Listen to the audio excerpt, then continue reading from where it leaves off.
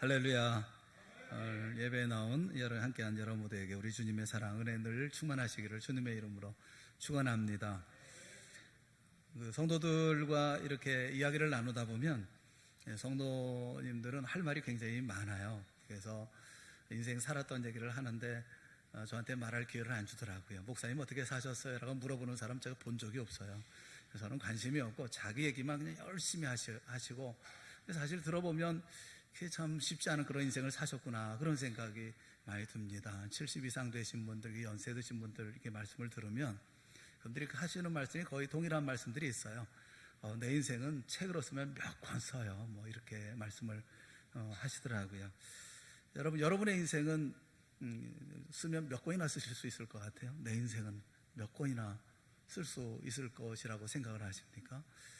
쭉 써보면 정말 그냥 방대한 무슨 대하소설 정도 쓸 만큼 됩니까? 저는 생각해보면 쓸 말 별로 없겠다, 그런 생각이 사실 들거든요. 한 줄이면 될 것 같아요. 하나님의 은혜, 그러면 될 것 같아요. 사실 생각해보면 성도라고 하면 인생을 설명할 수 있느냐라고 말할 때 설명할 말이 없습니다 라고 해야 맞지 않을까 싶습니다. 설명이 되는 사람, 이게 자기 인생에 대해 설명이 가능한 분은 자기 힘으로 살았다는 그 증거가 아니겠어요? 그러니까 자기 노력으로, 자기 재능으로, 자기 실력으로 그렇게 산 사람은 할 말도 많죠. 할 말도 많고 설명할 것도 참 많이 있겠죠. 그런데 하나님의 은혜로 산 사람은 설명할 게 없어요. 설명하려고 해도 설명할 수도 없어요. 은혜라는 말 외에는 별로 할 말이 별로 없기 때문에 그래요. 우리는 은혜로 삽니다. 우리가 인생 살면서 뭐 이렇게 많이 남기겠나 싶은 생각이 드는데, 우리는 그저 하나님의 은혜입니다 라는 말밖에 우리 묘비에 쓸 말이 별로 없을 것 같아요. 인생이란 한 줄이에요. 그냥 한 줄 인생이 남는 거예요. 뭐라고 기록할 수 있을 것인가 하는 생각을 해봐야 되지 않겠어요? 우리의 힘으로 사는 것이 아닌 인생. 오늘 본문의 말씀이 딱 그렇거든요. 오늘 본문에는 전혀 상식적이지 않은 전쟁을 보여주고 있습니다. 이스라엘과 아말렉이 전쟁을 하고 있어요. 이스라엘 백성들이 홍해를 건넜죠. 애굽에서 구원을 받았습니다. 노예로부터 해방되었어요. 그런데 홍해를 건넜다고 해서 모든 것이 다 잘 되는 건 아니에요. 구원받았다고, 해방받았다고 끝난 것은 아니에요. 보니까 그 후에도 자잘한 전쟁들이 계속 있더라고요. 바로 앞에 보면 반석에서 물이 터쳐나오는 엄청나고 놀라운 기적이 기록되어 있어요. 그러니까 이런 놀라운 은혜를 경험했죠. 땅에서 물이 솟아난 게 아니에요. 바위에서 물이 나와요. 바위라고 하는 것은 쥐어짜도 물이 나오는 데가 아니에요. 그런데 반석에서 물이 흘러나오거든요. 이런 일은 있을 수도 없고, 이거는 불가능한 사건이 아닙니까? 그러니까 은혜라고 밖에는 표현할 수가 없는 것이죠. 그런데 이렇게 은혜된 삶을 시작하는데 전쟁이 있어요. 이 싸움이 있어요. 여러분, 우리가 구원받았다고 해서 모든 것이 다 평안하고 만족하면 얼마나 좋겠습니까? 그런데 구원받은 백성인 우리의 일상에도 자잘한 영적인 전쟁이 끊임없이 벌어지고 있거든요. 이 전쟁을 승리로 이끌어야 하나님의 백성으로서의 풍성한 삶을 살 수가 있습니다. 이 전쟁에 계속 패하면 우리는 참 지리멸렬 어려움을 처할 수밖에 없어요. 더더군다나 오늘 이스라엘과 아말렉과의 전쟁은 굉장히 중요한 영적인 의미를 가지고 있어요. 지금 그때에, 그러니까 이렇게 물을 마시고 그래서 하나님의 큰 은혜를 입고 난 다음에 이제 그 이스라엘과 아말렉이 전면전을 벌인 것처럼 이렇게 보여질 수 있어요. 그런데 전면전을 벌인 게 아니에요.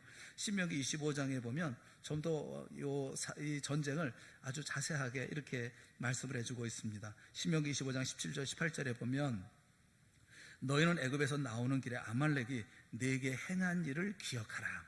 아말렉이 너희들에게 어떻게 했는지, 너희들이 광야길을 걸어갈 때, 애굽에서 나올 때 아말렉이 어떻게 했는지를 꼭 기억하라 라고 얘기하면서 어떻게 표현하고 있느냐 하면, 곧 그들이 너를 길에서 만나 내가 피곤할 때에 내 뒤에 떨어진 약한 자들을 쳤고 하나님을 두려워하지 아니하였느니라, 이렇게 설명을 하고 있어요. 여러분, 그 이스라엘 백성들이 광야길을 이렇게 쭉 행진하잖아요. 행진하면 앞에 쭉 이렇게 나가는 행진이 있고, 그 다음에 맨 뒤에 처지는 이들이 있어요. 그 맨 뒤에 진행하는 그 과정 가운데 맨 뒤에 처지는 사람들은 누구겠습니까? 나이 많은 분들이나 아니면 좀 병자들이거나 좀 어디 좀 힘든 분들이거나 아니면 아이들이거나 이게 행진을 잘 할 수 없는 이렇게 광야길을 걷지 잘 못하는 분들이 이게 항상 뒤로 처지거든요. 그런데 아말렉은 이 나쁜 사람들은 우리가 피곤 그 광야길을 걸어가면서 다 힘들어할 그때에 그 시기에 맨 뒤에 있는 그 약한 사람들 뒤에 와서만 뒤에서 깔짝깔짝하면서 뒤에 와서 뭐 치고 도망가고 그런 사람들이 아말렉이라는 거예요. 여러분 그러니 이 전쟁을 이기지 않으면 안 되는 거죠. 계속해서 이렇게 피해를 보거든요. 계속 피해를 주거든요. 와서 맨 뒤에 그 약한 사람들을 치고 그래서 이렇게 저렇게 방비를 해도 또 이제 약간 이제 방심을 하면 그 사이에 또 어느 사이에 와가지고 또 그 사람들을 다 다치게 하고 죽이고 뺏어가고 훔쳐가고 하는 그런 일들이 벌어지니까 이런 전쟁은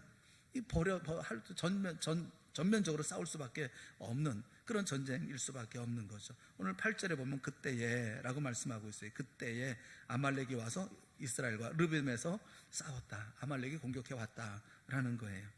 모세는 여호수아에게 백성과 나가서 아말렉과 싸우라 이렇게 명령을 합니다. 그리고 나는 다른 일을 하겠다라고 묘하게 얘기를 하고 있어요. 그러니까 모세는 이 전쟁과는 거리가 먼 산으로 올라갑니다.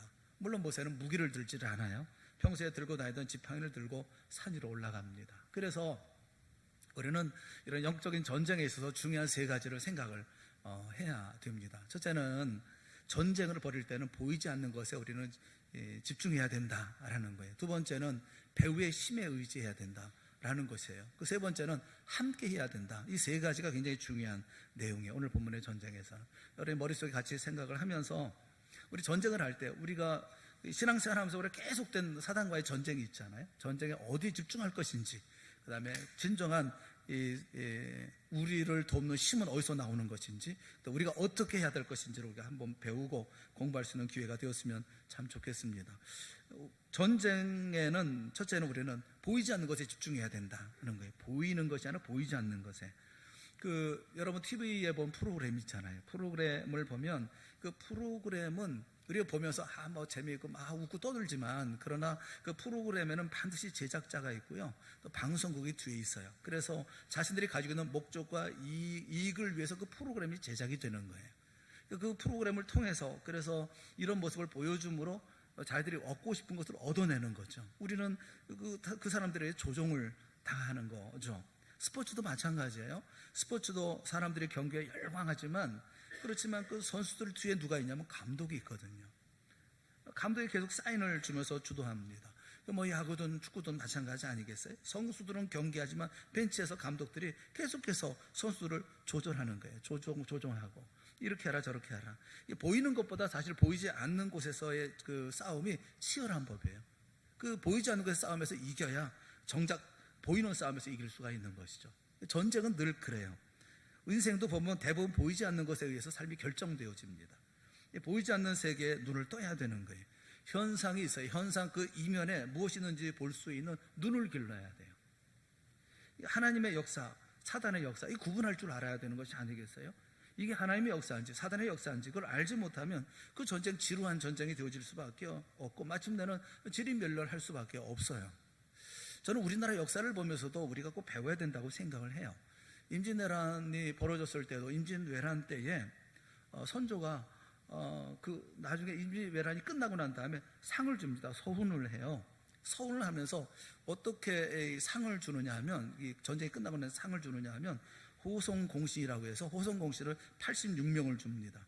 선무공신이라고 18명을 주고 청란공신이라고 5명을 줘요. 무슨 얘기냐 하면 호성공신이라고 하는 사람은 어떤 사람이냐 하면 자신의 의주로 갈 때 자기와 같이 함께 있었던 사람들, 그러니까 거기 요리사도 필요하고 어떤 마부도 있고 뭐 말고삐를 잡은 사람, 이런 사람들을 다 상을 줘요. 다. 그게 86명이에요. 선무공신은 뭐냐면 전쟁에서 공을 세운 사람, 임진왜란에서 공을 세운 사람, 나가서 전쟁 벌이고 했던 정말 비투성이 되어 싸웠던 사람은 18명. 자기가 의주로 도망갈 때 그때 함께 했던 사람들 자신에게 밥 먹여주고 뭐 이렇게 했던 사람은 86명. 청란공신은 그 다음에 나중에 일었던 그 난이 있을 때 그 난을 평정한 사람 5사람. 여기는 정말 전쟁에서 이긴 사람에 대해서는 공이 없어요. 특별히 의병에 대해서는 아무것도 없어요. 곽재호 장군도 없고 거기는 의병에 대해서는 누구도 주질 않아요. 나중에 의병들을 위해서 상을 줍니다. 상을 주는데 선무 원종 공신이라고 해가지고 그 상을 주는데 그때 준 사람이 9,060명을 줘요. 그 가운데 이들을 다 줘요. 조헌영, 그다음에 김면, 김희익, 권응수, 전인홍, 김천일, 고경명, 곽재호, 최경희, 이정함, 이 정문부 이런 사명대사, 서산대 포함해서 이런 사람들을 나중에 9,060명 가운데 줘요. 그리고 의병들을 다 해산해버리고 말아요. 이렇게 너무 서운하게 하거든요. 그래서 임진왜란 후에 정류재란 때도 병자호란 때도 의병이 없어요. 의병이 안 일어납니다. 나라는 힘들어지는 거예요. 우리가 이 전쟁이 있을 때 그 전쟁에 대해서 어디에 관심을 가져야 될 것인지, 이 전쟁이 무엇인지를 우리가 알아야 되는데, 터무지 선조라는 사람은 정말 우리나라 역사 가운데 이런 사람이 있는가 하는 생각이 들어요. 도대체 왜 이런 사람이 나라를 어떻게 이렇게 만드나 하는 생각이 드는 거예요. 여러분, 어떤 전쟁이 있든지 간에 전쟁의 그 본질을 볼 줄 알아야 돼요. 모세는 여호수아에게 오늘 9절에 보면 우리를 위하여 사람들을 택하여 나가서 아말렉과 싸우라 라고 명하고, 모세는 아론과 훌을 데리고 산으로 올라갑니다.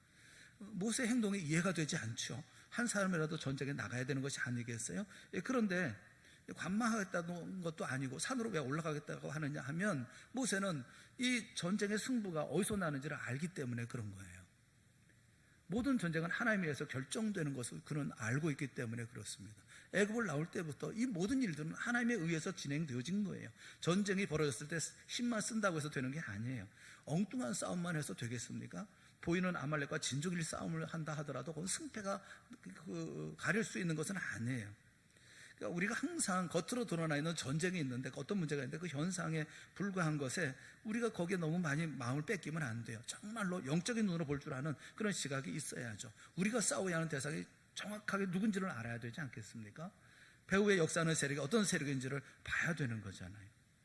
예수 그리스도의 보혈로 구원받은 하나님의 백성은 마땅히 당연히 복되고 풍성하고 행복한 삶을 살아야 합니다. 그런데 그런 삶을 회방하는 사단의 무리가 반드시 있어요. 자기 앞에 무릎을 꿇도록 지속적으로 공격하는 사단의 공격이 있거든요. 우리 마음을 흔들어 놓고 또 우리의 삶을 무력하게 만들려고 하는 그런 모습들이 있거든요. 우리는 지금 사단과 전쟁을 하고 있는 거예요. 모세는 이 실체를 알았죠. 그래서 산에 올라갑니다. 하나님께 기도하며 도우심을 간구하는 거예요. 우리 사회는 좀 이상한 부정적인 기류가 있어요. 어느 순간부터 가능성, 희망 이런 단어들이 실종되었어요. 가능성이라는 말이 없어요. 가능성보다는 팩트를 얘기를 해요. 희망이라는 말보다는 희망 고문이라고 얘기합니다. 현실 왜곡 이렇게도 얘기를 해요.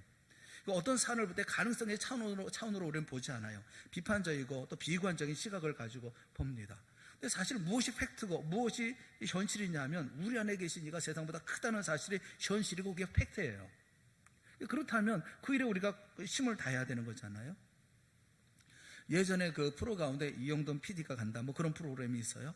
그 프로그램 가운데서 하나 관심이 있었던 것이 있었는데, 그게 뭐냐 하면 대한민국 점술가를 검증한다 이런 프로가 있었습니다. 이 제작진들이 우리나라에서 내노라고 하는 점쟁이들을 다 찾아가서 검증을 하는 거예요. 어떤 식으로 검증을 했느냐 하면, 연쇄 살인마의 사주, 연쇄 살인마가 있지 않습니까? 그들의 사주, 그 다음에 어린 나이에 납치를 당해서 살해당한 아이들의 사주, 이 사주를 가져가서 점쟁이에게 묻는 거예요. 누구냐? 이렇게 하면서 물어보는 거예요. 대부분 다 사실과 관계없는 그런 이야기를 합니다. 그래서 제작진의 첫 번째 관문을 통과한 점쟁이는 우리나라 정부에서 6명에 불과해요. 전체가 6명. 그러나 그나마도 2차 관문에서는 2명밖에 통과를 하지를 못해요. 그리고 마지막까지 남았던 끝판왕이라고 얘기하는 점쟁이도 자신의 정계를 100% 확신을 못해요. 딱 그렇다라고 말을 못해요. 단 한 사람도, 그러니까 이거 정확하게 하는 사람이 아무도 없어요. 1,000만 원을 복비를 들여서 사용해서 이렇게 이 프로그램을 진행을 했습니다. 적어도 100명이 넘는 우리나라에서 유수한, 그래도 영험이 있다고 하는 그 전쟁이를 다 찾아간 거 아니겠어요? 근데 딱 들어맞는 정계는 없다는 거예요. 결국 점이라고 하는 것은 약간의 진실이 함유된 어떤 추측 이런 얘기를 듣는 거죠. 가가지고 앉아가지고 그저 삶에 대한 확신을 얻고 싶어서 돈 내고 그 점을 보는 거예요. 잘 될 거요. 이 말 한마디 듣기 위해서 점쟁이를 찾아가는 거 아니겠어요? 우리가 전쟁을 그렇게 하면 되겠어요? 잘 될 거야, 대충 괜찮을 거야, 뭐 동쪽 가면 돼, 물만 피하면 돼, 이렇게 살면 되겠냐고요. 모세는 어떻게 싸워야 하는지를 알았어요. 분명히 알아야죠. 그러니까 보이지 않는 모든 것들을 볼 줄 알고 그것에 집중할 줄 알고 이 전쟁을 어디서 어떻게 이길 수 있는가 하는 것을 우리가 알아야 되지 않겠어요? 은혜 가운데 있는 이스라엘 백성들, 하나님의 놀라운 역사기의 기적 가운데 살아왔던 이 이스라엘 백성들에게 전쟁이라고 하는 것은 여느 다른 나라의 전쟁과 다른 나라, 이방 나라들의 전쟁과 같지 않은 거예요. 하나님 백성의 전쟁은 언제나 영적인 전쟁이죠. 칼과 창을 휘두르고 뭐 피를 튀기면서 그리고 서로 죽고 죽이는 전쟁터에 우리가 있는 것이 아니라는 말입니다. 그렇게 보인다 하더라도 이 전쟁을 풀어가는 것은 영적인 일을 통해서 풀어가야 되는 것이라는 거죠. 그러니까 산 위에서 모세는 기도합니다. 그리고 이스라엘은 전쟁터에 출격합니다. 이게 보이지 않는 데서 보이는 것을 결정하는 우리들의 전쟁인 거예요. 여러분, 보이지 않는 것을 볼 줄 아는 여러분 모두가 되어질 수 있기를 주님의 이름으로 축원합니다. 쓸데없이 그냥 사람들하고 싸우고 뭐 누가 무슨 말했니, 누가 뭐라고 그랬니, 뭐 당시 어쨌니, 자꾸 그런 얘기 하면 안 된다고 생각해요. 여러분, 그 부부가 뭐예요? 부부란 서로 협력해서 도와서 하나가 되어서 그 가정을 만들어가는 거잖아요. 저 사람이 모자라면 내가 좀 도와가고, 또 이 사람이 모자라면 이 사람도 좀 도와가고, 이렇게 서로가 해서 하나가 되어줘야 되는 거 아니겠어요? 그럼 남편 죄송해요. 남편을 그렇게 무시하고 막 해가지고 무슨 그렇게 도움이 돼요? 왜 이렇게 잔소리들을 많이 하는지 난 모르겠어요. 그리고 남편들은 또 아내 앞에 서면 왜 나는 한없이 자가만 지는가, 뭐 그러고 있는 건 왜 그런지 모르겠어요. 남편을 존중하고 그 다음에 남편을 귀하게 여기고 남편과 함께 그에게 힘을 주고, 그래서 그의 말을 듣고 그래야지. 우리는 꼭 그 남편이 가가지고 열심히 가서 이제 일을 해가지고 이제 그 직장에 가서 이제 좀 승진을 하잖아요. 승진을 하고 들어오면, 그러면 아내들은 그 승진하고 돌아온 남편을 보면서 와, 당신 참 대단해, 굉장해, 야, 당신 역시 능력이 있다는 건 내가 처음부터 알았어. 그럼 얼마나 좋아요. 그렇게 안 하잖아요. 여러분들은 겉봐, 내가 하라는 대로 했더니 됐잖아, 뭐 이렇게. 왜 그렇게 얘기를 하느냐고요. 우리가 어떤 일이든지 간에 목적을 분명히 해야지. 부부는 하나님께서 왜 부부를 만들어 주셨는지, 이 가정은 무엇인지 우리가 알아야 되잖아요. 누구와 싸워야 되는 겁니까? 지금 남편과 싸워야 되나요? 아내와 싸워야 되는 겁니까? 그거 아니잖아요. 누구와 싸우느냐에 따라 전략도 달라지고 전쟁의 형태도 달라지는 거예요. 보이지 않는 적들과 싸우려고 하는, 집중할 줄 아는 마음이 있어야 돼요. 사랑하는 사람이라고요. 내 자녀들도 사랑하는 사람이라고요. 왜 그들과 싸우냐고요? 왜? 우리는 보이지 않는 것과 보이지 않는 것에 집중해야 되는데, 보이는 것에 자꾸 싸우면서 그러면서 자꾸 헤쳐놓고 힘들게 하고 결국은 스스로 무장해제하는 그런 일들이 되어지잖아요. 우리는 보이지 않는 것에 집중할 줄 알아야 되는 게 첫째예요. 보이지 않는 거. 모세가 하나님 앞에 기도하기 위해서 산으로 올라갑니다. 두 번째 우리가 알아야 되는 게 뭐냐면, 승리는 현장이 아니라 배후의 도우심에서 온다는 거 우리가 알아야 된다는 거예요. 현장에서 승리하는 게 아니에요. 도우심을 통해서 우리가 승리를 하는 거죠. 모세는 산에 올라가서 손을 듭니다. 이 손을 드는 행위가 뭐냐 하면, 손을 든다는 것은 하나님을 전적으로 의지한다는 그런 행위죠. 하나님께 항복한다는 거예요. 하나님의 능력과 역사하심을 믿는다는 거예요. 오직 하나님의 승리의 열쇠를 가지고 계시다고 하는 것을 선언하는 거예요. 그래서 하나님 앞에 손을 드는 거예요. 많은 사람들이 승리가 어디서 오는지를 정확하게 모르는 것 같아요. 믿음의 사람들도 자신의 전쟁을 어떻게 승리로 이끌어야 할지를 잘 모릅니다. 여호수아와 함께 전쟁터에 나간 이스라엘 백성들도 전쟁을 치르고 있지만 어떻게 승리를 이루어야 하는지를 몰랐어요. 그냥 열심히 싸우면 되는 줄 알았어요. 열심히 싸우면 적군을 하나도 없애고 적군을 무찌르고 물리치면 승리할 줄로 그렇게 알았던 거예요. 함성을 지르고 서로 용기를 북돋으면서 죽을 힘을 다해서 칼과 창을 휘두르면, 그러면 찌르고 배우고 그러면 이길 줄 알았어요. 이기게 되어지느냐고요. 27%가 뭔지 아세요? 우리나라에서 음식점이 창업한 후에 5년까지 생존하는 생존율이 27%입니다. 그러니까 음식점을 개업을 하면 그 가운데 5년 동안에 살아남는 수가, 처음에 100%가 개업을 했는데 5년 지날 때까지 생존할 수 있는 생존율이 27%예요. 10개 중에서는 7개는 다 사라지는 거예요. 5년 사이에. 대부분 3년을 못 채운다고 그래요. 3년 되기 전에 다 사라진다고 그래요. 여러분 생각해 보세요. 열심히 안 했겠어요? 치열하게 안 했겠어요? 열심히 했어요. 열심히 했어요. 그런데 27%만 살아남는다고요. 우리나라의 요식업계에 보면 그렇게 돼 있다고요. 그 책에 보니까 어떻게 하면 음식점이 잘 진행되는지, 아니면 어떤 가게는 잘 되는지 하는 것에 대한 책을 좀 봤는데, 보니까 맛은 30%래요. 맛은 30%, 운영은 70%라고 그래요. 운영이 70%예요. 맛만 좋으면 될 줄 아세요? 그렇지 않아요. 그러니까 우리는 열심히 하면 된다고 생각을 해요. 그렇지 않아요. 열심히 한다고 다 성공합니까? 여러분, 우리가 전쟁할 때 열심히 나가서 전쟁하면 되는 줄 아세요? 모세는 어떻게 승리해야 하는지 정확하게 알고 있어요. 승리는 주님이 주셔야 승리할 수 있는 거예요. 모세는 백성들을 광야에서 이끌면서 주님께 간절히 간절한 기도 없이는 하루도 살 수 없다는 것을 그는 체험을 했어요. 자신이 손을 들고 하나님께 기도하는 것이 얼마나 중요한가를 알았다고요. 이 광야를 지나는 이스라엘 백성들의 일대기를 기록한 민수기서를 보면 모세는 끊임없이 엎드립니다. 끊임없이 기도해요. 대부분의 사람들은 산 위에서 모세가 손을 들고 기도하고 있다는 걸 몰라요. 보지 못합니다. 그런데 보지 않는 그곳에 모세는 늘 기도하고 있어요. 여러분, 우리의 인생은 우리 열심을 통해서 결정되는 거 아니에요. 우리가 힘을 들여서 산다고 해서 그것이 결정하는 게 아니에요. 우리의 인생은 보이지 않는 주님의 손에 의해서 결정되는 거예요. 하나님은 그래서 기도하는 사람을 통해서 일을 하십니다. 보세요. 모세의 손이 올라가고 내려가는 데 따라 모든 게 결정되잖아요. 모세의 곁을 지켰던 아론과 훌은 기도의 자리가 이스라엘의 운명을, 기도하는 이 자리가 이스라엘의 운명을 쥐고 있다는 것을 그 눈으로 확인을 했죠. 별것 아닌 것 같은데 이스라엘 지도자 모세 단 한 사람의 기도에 의해서 이스라엘 운명이 바뀐다는 것을 그들은 보았다는 거예요. 우리는 본문을 통해서 전쟁터에서 싸우는 여호수아의 부대와 산 위에서 팔을 들고 있는 모세의 모습을 동시에 봐야 되는 거예요. 전쟁터에서 여호수아와 이스라엘 군대는 전력을 다해 싸웁니다. 생명을 걸고 싸웁니다. 목숨을 건 혈투를 벌이고 있어요. 반면에 산 위에서는 모세가 목숨을 건 기도를 드리고 있다고요.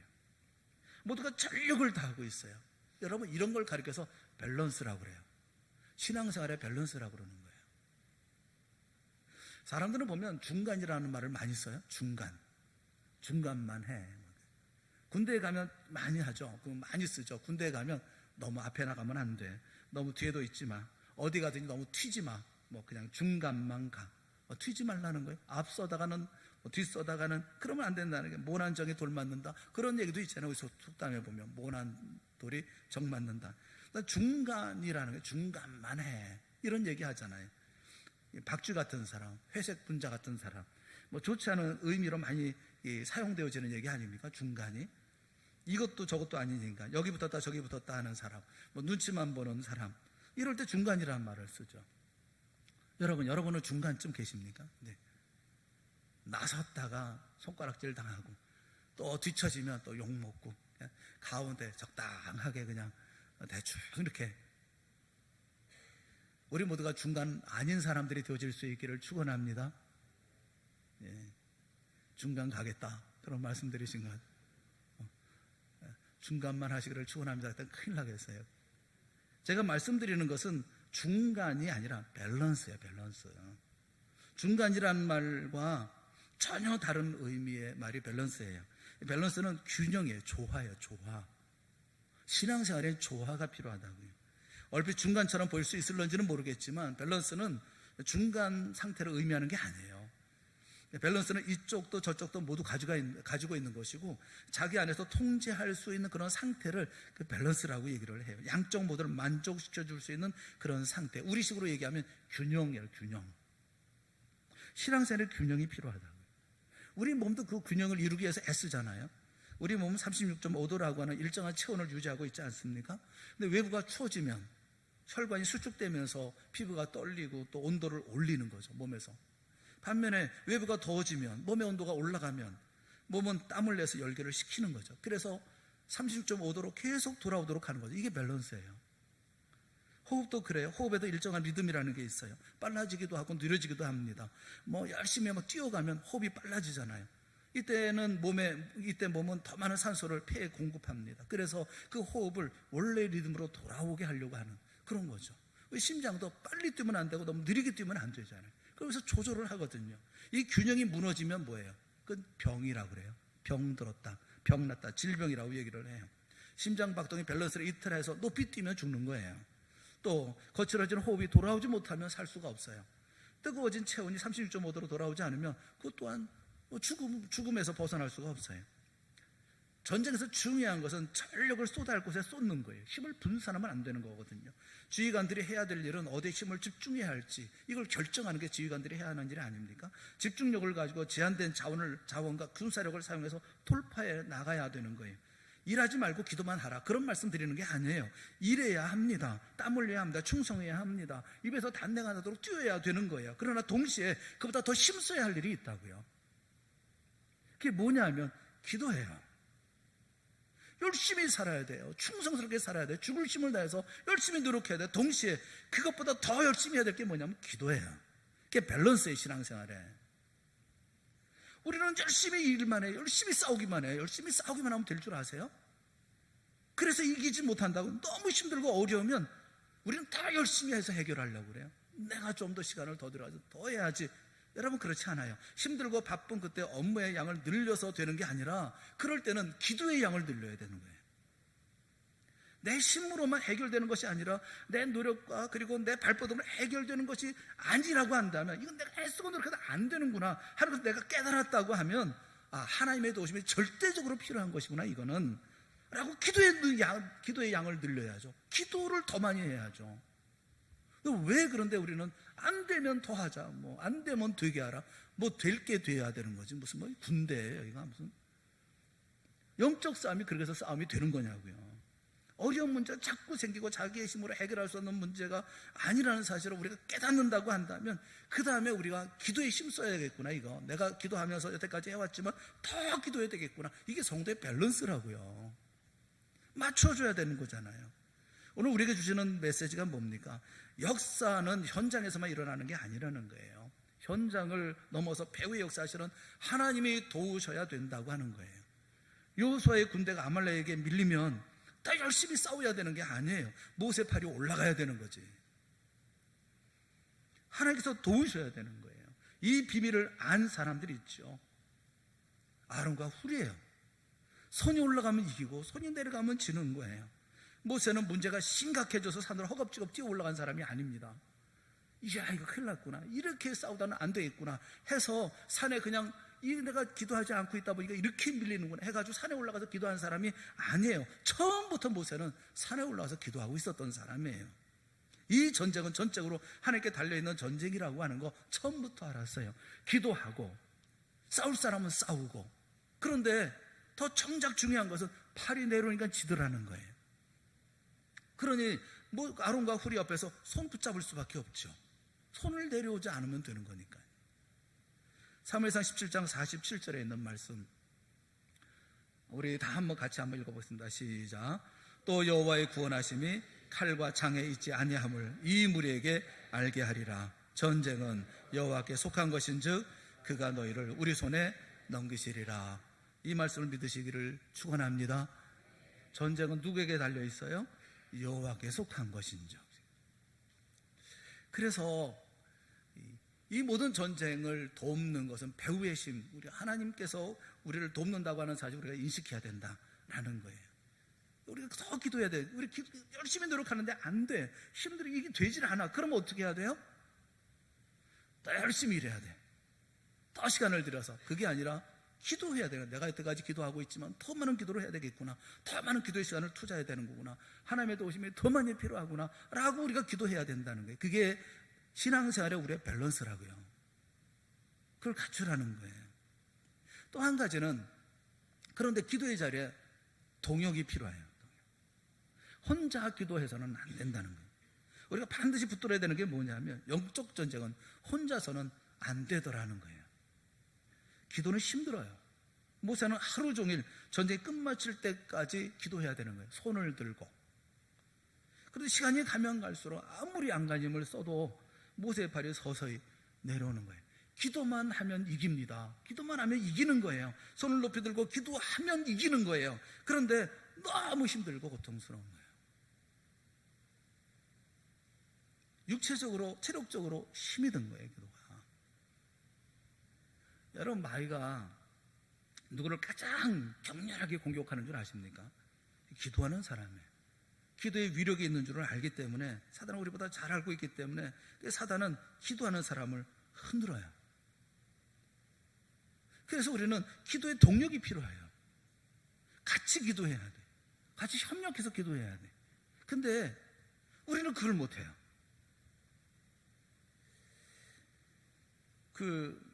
우리나라는 외국에 알려지기를 초집단 사회라고 알려져 있어요. 초집단 사회. 우리는 공동체를 꽉꽉 몰려 있는 것 같고요. 그리고 우리는 아주 단단한 공동체를 이루고 있는 것 같아요. 우리는 백이 민족, 단일 민족, 혈연으로서도 단일 민족, 그러면서 우리는 한 민족이라는 어떤 단단한 공동체라고 생각하잖아요. 그런데 OECD 국가를 조사를 했어요.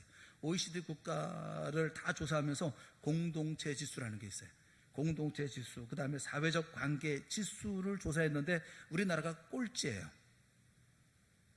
무슨 말이냐면, 개인주의가 뿌리내린 서구 사회보다도 공동체가 훨씬 빈약하다는 거예요. 우리는 같이 안 해요. 같이 있어요. 근데 같이 하지는 않아요. 우리는 타인의 시선에 맞춰서 행동을 해요. 다른 사람이 나를 보면 어떻게 할까? 그래서 그것 때문에 타인의 시선에 맞춰서 행동을 해요. 그런데 신뢰나 유대관계는 없어요. 사촌이 땅을 사면 어디가 아파요? 누구 배가? 내 배가 아파요. 우리는 신뢰 안 하고 유대도 안 해요. 남이 땅을 사고 남이 잘 되는 거 보면 그냥 배가 아파요. 박수 쳐줄 줄을 몰라요. 아이고 잘해서 너무 행복하겠다. 야 잘됐다. 안 해요. 우리는 남이 잘 되는 꼴을 못 봐요. 눈 뜨고 못 봐요. 애들 이렇게 보면 성적 올리는 비결이 있습니다. 성적 올리는 비결 가운데 성적 올리는 비결이 뭐냐면, 하나가 뭐냐면 라이벌을 만들라 하는 거예요. 라이벌을 만들어가지고 공부할 때마다 걔를 생각하고 걔를 이겨야지, 쟤를 이겨야지. 그러면서 공부를 하면 성적이 오른대요. 근데 저는 생각해보면 그거 참 웃기고 맹랑하다, 그런 생각이 들어요. 걔 하나 이겨서 뭐래? 우리나라에 공부 잘하는 사람들이 한둘이에요? 그거 하나 이겨가지고 뭘 하냐고요. 전국에 공부 잘하는 사람이 수두룩하지 않겠어요?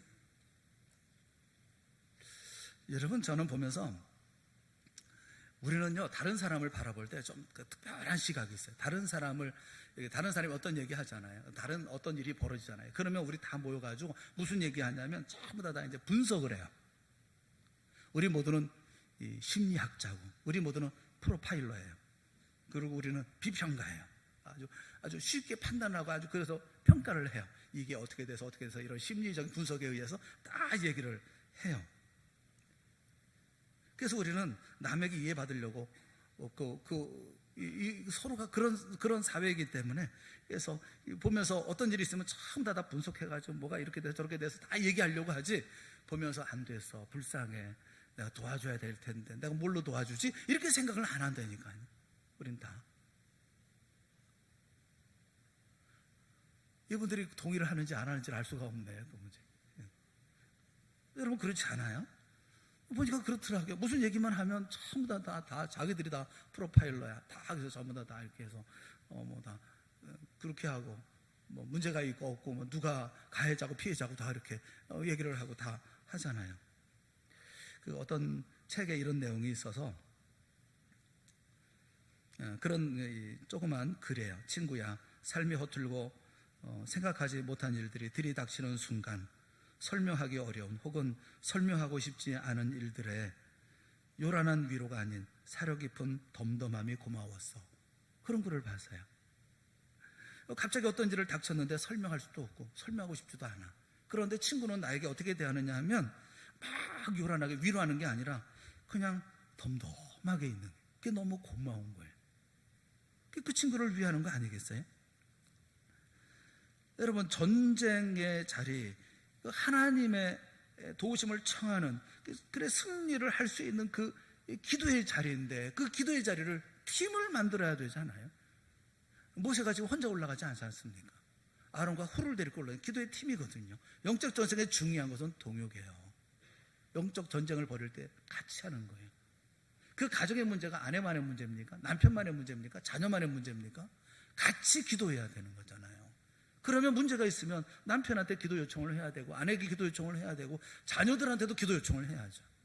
같이 기도하자. 우리 가정에 이런 문제가 있어. 아빠가 이런 문제가 있어. 엄마가 이런 문제가 있어. 이렇게 마음이 아파. 함께 기도하죠. 함께 기도해야죠. 함께. 모세 양쪽에서 팔을 받쳐주고 있는 아론과 훌의 모습은 참 아름다워요. 그래서 모세의 팔을 들고 있는 것이 아니라 이스라엘의 운명을 모세와 함께 붙들고 있는 거예요. 아론과 훌이 같이 붙들고 있는 거예요. 우리에게 강한 기도 그룹이 있다고 한다면, 우리 기도의 팀이 있다고 한다면 우리보다 더 강력한 부대는 있을 수가 없어요.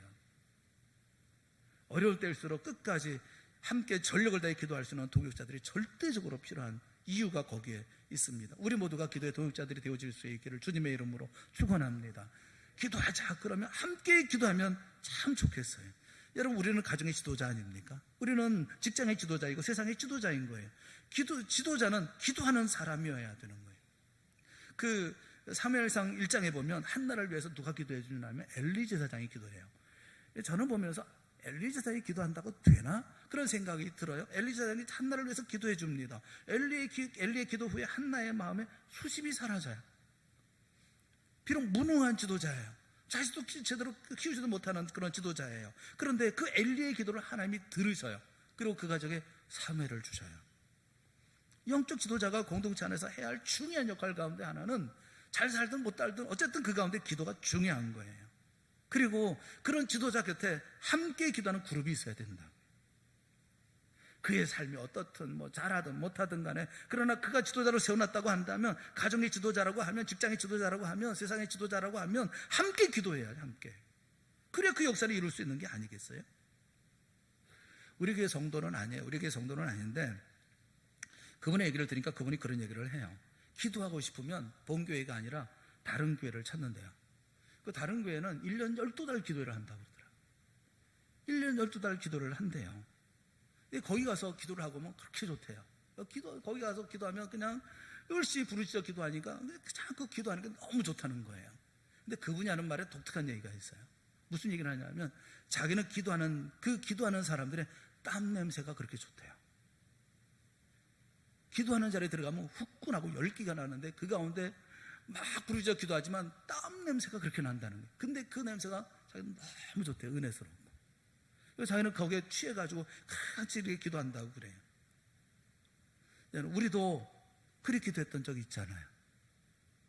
우리도 눈물, 콧물, 땀, 범벅이 돼가지고 그래서 그 뜨거운 여름날 그 간절한 마음으로 부르짖어 기도했던 때가 있잖아요. 그렇게 그 땀 냄새하고 그리고 뭐 홀에 모여가지고 사람들 모여있는 그 기도하는 그 냄새가 있었던 때가 있었잖아요. 저는 그 냄새가 그립더라고요. 구약시대에 성막에 있는 등잔의 촛대가 항상 켜져 있었던 것처럼 오늘날 교회도 마찬가지예요. 기도의 불은 꺼지면 안 되는 거예요. 기도의 불이 꺼지면 교회와 성도의 모든 소망의 불도 함께 꺼져버리고 마는 것입니다. 교회가 시험에 들어 어려움을 겪는 이유가 다른 데 있는 게 아니에요. 기도가 느슨한 틈을 타서 마귀가 공격해 들어오는 거죠. 마귀에게 틈을 주지 않는 것은 깨어서 기도하는 거라고요. 교회를 지키는 사람은 다른 사람이 아니라 기도하는 사람들인 거예요. 교회 부흥을 일으키는 사람도 다른 사람이 아니라 기도하는 사람인 거예요. 오늘 11절 12절에 있는 말씀을 우리 같이 한번 읽어보겠습니다. 11절 12절 다 같이 시작. 모세가 손을 들면 이스라엘이 이기고 손을 내리면 아말렉이 이기더니 모세의 팔이 피곤하며 그들이 돌을 가져다가 모세 아래에 놓아 그가 그 위에 앉게 하고 아론과 훌이 한 사람은 이쪽에서 한 사람은 저쪽에서 모세의 손을 붙들어 올렸더니 그 손이 해가 지도록 내려오지 아니한지라. 기도가 얼마나 강력한지 아는 사람은 절대로 기도를 쉴 수가 없어요. 오늘 우리 전쟁터는 따로 있는 게 아니에요. 어디서든 전쟁이 벌어지고 있어요. 우리 아이들이 다니는 학교가 전쟁터이고요. 우리 아들이 가 있는 군대가 전쟁터예요. 또 남편이 다니는 직장이 전쟁터예요. 여호수아의 군대가 전쟁터에 있었던 것처럼 우리의 남편과 자녀, 우리 가족들이 전쟁터에서 살고 있다고요. 시시각각으로 문제는 터지고 있어요. 그러므로 기도를 시작해야 되고 진행 과정에서도 기도해야 되고 기도로 마무리할 줄 알아야 되는 거예요. 오늘 14절 말씀에 보면 여호와께서 모세에게 이르시되 이것을 책에 기록하여 기념하게 하고 여호와의 귀에 외워 들리라. 내가 아멜렉을 없이하여 천하에서 기억도 못하게 하리라. 그래서 모세는 그곳에 단을 쌓고 이름을 여호와 니시, 하나님은 나의 깃발이라는 이름의 그 제단을 쌓습니다. 여러분, 우리는 하나님의 군대예요. 승리하신 그리스도의 군대의 일원이에요. 그래서 우리는 십자가와 그리고 부활의 깃발을 들고 나아가는 거예요. 여호와의 깃발을 들고 나아가는 거예요. 하나님은 나의 깃발. 그 깃발을 들고 나아가는 거예요. 그 전쟁을 나가는 거예요. 하나님의 전쟁을, 하나님께서 우리가 허락하신 그 전쟁을 해 나가는 거예요. 그 깃발을 흔들며 나가야 되는 거예요. 그게 기도의 깃발이고 거기에 우리가 전력을 다하는 그 전쟁에 나아가는 깃발의 모습이 바로 여호와 니시의 깃발의 모습인 거예요. 16절에 보면 이르되 여호와께서 맹세하시기를 여호와가 아말렉과 더불어 대대로 싸우리라 하셨다 하였더라. 한 번의 승리로 끝난 것이 아니라 영원히 승리하게 하겠다고 하는 그런 의미예요. 여러분, 작은 전쟁이지만 일상의 작은 전쟁이라 할지라도 전력을 다해서 힘을 다해서 간절하게 눈물 뿌려 기도하고 함께 기도함으로 승리해야 돼요. 이 전쟁에서 패하면 또 다른 전쟁에서 패할 수밖에 없고 또 다른 전쟁에서 또 패할 수밖에 없어요. 그 전쟁은 우리의 힘으로 이길 수 있는 전쟁이 아니에요. 하나님이 도우실 때 이길 수 있는 전쟁인 거예요. 기도하세요. 열심히 사는 것보다 우리가 살을 거둬야 될 것은 열심히 기도해야 되는 거예요. 예수 그리스도의 깃발을 들고 승리는 우리의 것이라고 외치면서 날마다 하나님의 나라를 확장시켜 나가는 우리가 되고자 할 줄로 믿습니다. 오늘 이 전쟁을 벌이고 있는 이 현장 가운데서 우리가 과연 가져야 될 것은 보이지 않는 것에 집중해야 한다는 것이고, 이 승리는 배후에 하나님의 놀라운 역사로 승리케 되어질 것이라고 하는 것이고, 이건 혼자 할 수 있는 전쟁이 결코 아니라는 것, 함께 동역자가 되어서 주의 역사를 만들어갈 수 있는, 함께 기도해 나가는 그 가운데 승리 역사가 이루어질 수 있다고 하는 것을 꼭 명심하시고 여러분에게 다가오는 모든 전쟁에서 이기고 승리하는 여러분의 삶이 되어질 수 있기를 주님의 이름으로 축원합니다. 기도하겠습니다. 사랑의 하나님 아버지, 은혜 감사합니다. 우리에게 말씀하신 말씀을 깨달아 알게 하여 주시옵시고 시시각각 다가오는 수많은 전쟁에서 우리가 결코 패하거나 그리고 후퇴하거나 도망하는 일 생기지 아니하도록 주여 인도하여 주시옵소서. 비록 작다 하더라도 그러나 이 보이지 않는 이 영적인 세계를 볼 수 있는 눈이 있게 하시고 하나님의 도우심을 간구케 하여 주시옵시고 함께 손을 붙들고 기도하여 마침내 매일매일 작은 전쟁이라 할지라도 승리하고 이기고 그래서 마침내 하나님의 나라 이루어 나가는 우리의 가정이 되게 하시고 우리의 삶이 되게 하시고 이 세상에 하나님의 역사가 우리를 통해서 이처럼 승리의 역사로 이루어질 수 있도록 인도하여 주시옵소서. 예수님의 이름으로 간절히 기도드리옵나이다.